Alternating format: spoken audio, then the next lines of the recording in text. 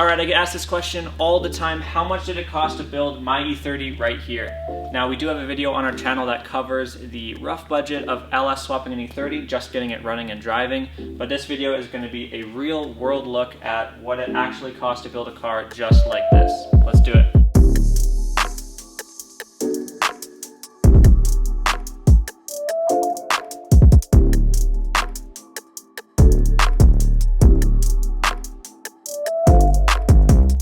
Okay, so the first category I have is initial chassis purchase. In 2016, I bought an MTEC2 325i sedan for $3,000. Had tons of fun with it, but eventually stripped it down and used it as a parts car to build this LS3 coupe. Since my sedan was a complete car, all I needed was a bare coupe shell, and that's what I got for $1,000, which brings my total for initial chassis purchase to $4,000. Okay, for our second total, I've got everything that it costed me to get the engine into the car and running, including the engine cost itself.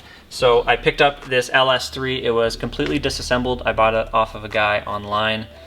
It was $1,500, and to reassemble it, I got a upper gasket kit, lower gasket kit, oil pump, piston ring kit, and some new cylinder head bolts.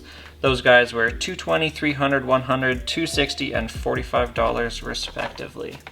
Now, to mount this engine in the car, you need to use a front sump oil pan. I got mine from Moroso. It was $400, and then also from Moroso, I got their universal dipstick spin-on filter adapter thing, and that was $150 for those two guys. For my accessories, I used Holley low mount kit because it's nice and clean, keeps it nice and tucked in. So that was the brackets to mount the power steering pump and the alternator, along with those two accessories. That was $900. I got some fuel rails and the EFI fittings to connect them. Those guys were $200. In the back, new fuel pump, fittings, random lines. I have $100 for all that stuff. For my intake, I've got the 92mm intake. This guy was $250. This 90-degree boot was $50. I think I got it off of Amazon. This intake pipe, we had to custom make it because I wanted this pipe to be 3 3/4, which is a weird size. So we had to do pie cuts, weld it together, got it powder coated. That guy was $200. And then my intake cone, $60. Nice and easy. Throttle cable, I got this from Low Car. It is the 36-inch LS1 cable. Works really good, works with the factory E30 pedal. Easy to install. That guy was $60. I got the Siki LS swap headers because they fit really nice. I know that they're not restricting the engine because they're inch and 7/8 primaries, and they are expensive. They came in at $1,200, but I don't know, I'm happy. It saved me the headache of trying to find something else that would work. I know that these worked, and now that they're in there, I'm happy that I have them. For the rest of the exhaust system, it's 2.5-inch dual exhaust, header back. There's an X pipe in the middle, muffler at the back. That was $800 to get that installed. To manage the engine, I have the Holley terminator set up, ECUs under the dash. Harness comes up over, manages the engine for me. Thanks, Holley terminator.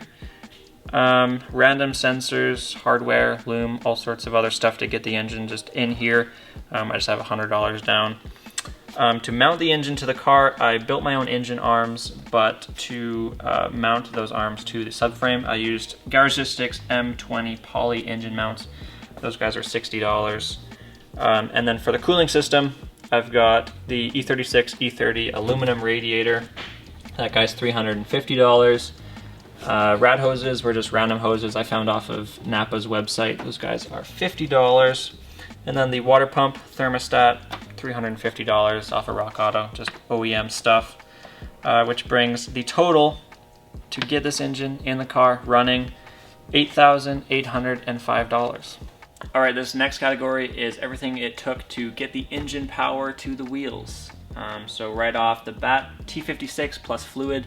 T56s are so hard to find nowadays. They are getting pretty expensive. $3,000 for mine.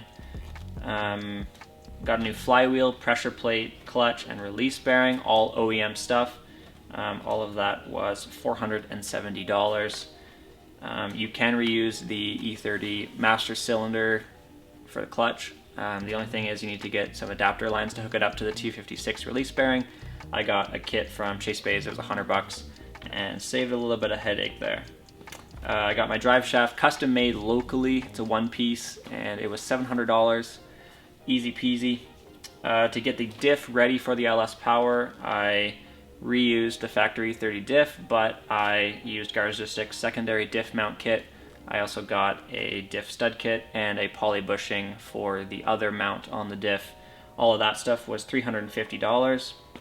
And then lastly, for this category, I just have diff fluid, paint, random mounting hardware.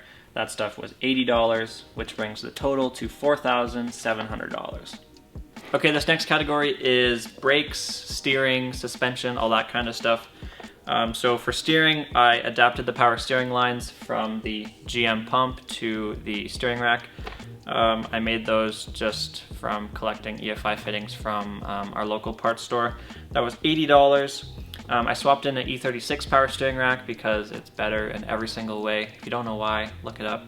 $150 for that guy. And then to fit the sticky headers in the car, you need to use Condor Speed Shop's solid steering shaft adapter. It doesn't need to be Condor Speed Shop. I'm not sponsored by them. You could get it wherever you want, but that's where I got it. It was $300, pretty expensive. Also, you can clearly tell that the factory brake booster could not fit with the LS motor in there, so I used Chase Bay's brake booster delete kit. It was $250, and then all sorts of other brake fittings and lines and stuff to get it all hooked up to the rest of the brake system, $150. For suspension, I've got BC Racing coilovers, those were $1,200. Offset control arm bushings, which help the headers fit. Also, they have some benefits for handling characteristics. If you don't know what it is, look it up. $150 for those guys. And then I got some raised subframe bushings in the back, which correct some of the rear camber, also help with the alignment of the diff and the drive shaft, which is good. $100 for those guys. And then lastly, I've got 720 Style 44s, 15x9 ET0 wheels. Those were about $1,000 for the whole set. Tires are Toyo Proxies, R1Rs, 225, 45, 15s. And those guys were $750. Also in this category, strut tower bar in the front. There's also one in the back. I got those for $300. Also powder coated those guys to match my intake pipe. Which brings the total for brakes, steering, suspension, all that kind of stuff to $4,430. Okay, so for my interior, I got these E36 sports seats online used for $100, and then I got some front seat covers, rear seat covers, and some extra material for my door panels from L-Seat, which was $1,000 for all that stuff. I got an upholstery guy to do up these door cards for me, which was $150. Only $150. Oh my god, that's a good deal. Headliner I did myself, but I got the material for $200. And then Momo Pro Tipo wheel, $290. Aluminum M pedals, $120. ZHP shift knob, $120. And then something that's kind of unique to my car is we did up this dash plate. I got the HVAC delete plate from Condor Speed Shop. Then we powder coated it black. Got this design laser engraved into it. All of that was $150. Continental radio, $220. And then to make all of the electrical work in the car, I got a universal wiring kit, which is the fuse block and the harness, for $200, which brings the interior total to $2,550.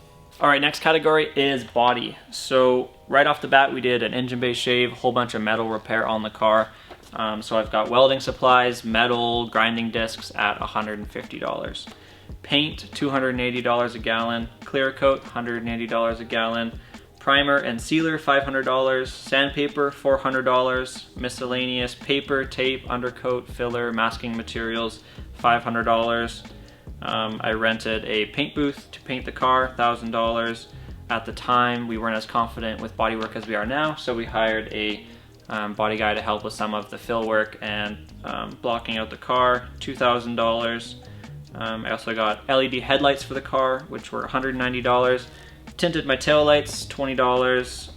New windshield, $200, and some new badges along with the little stickers for the badges, $150 for those guys, which brings my exterior to $5,570. All right, and the grand total is $30,055. That is a little bit more expensive than I was expecting, but I am really, really happy with the car. Obviously, if I was counting labor, then the cost of this build would just go out the window. But that's just something when you're a car guy, you don't worry about your own time, because that is just what it is. All right, and that is it for the video. Hopefully it gave you guys a really good perspective on how much it costs to build a car just like this. And if you guys want to see more E30 content, we've got lots of that on our channel. We've got videos of this car being built and driving around, as well as just some swap guides, cost guides, that kind of stuff if you're just into more technical information. We've got a V8 Miata on our channel as well. Lots of cool content on that guy. And we're also in the process of building a Viper V10 swapped RX7, which is a pretty crazy build if you ask me. So go check that out. Like this video, comment below if you have any questions, and I'll see you in the next video.